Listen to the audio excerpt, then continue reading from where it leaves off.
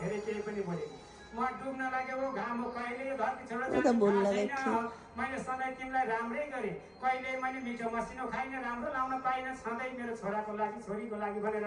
पैतालाई चिरा पारेर आँसु झारेर हुर्काउँदाखेरि आज तिम्रो बाबुले बेलैमा छोडेर गयो त्यो घरबेटुहरू कति दुःखले हुर्काएँ त्यो पीडा म माथि किन दियो बाबु दुधको भाडा यसरी वचनले तिर्न पर्ने थिएन मलाई खाना दिन पर्ने थिएन लाउन दिन पर्ने थिएन मिठा मोसीले हे आमा भनेर भित्र पस्दिएर मलाई खाए जस्तो हुन्थ्यो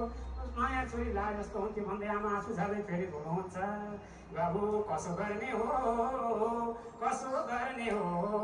खाना पिउन केही छैन रुँदै मर्ने हो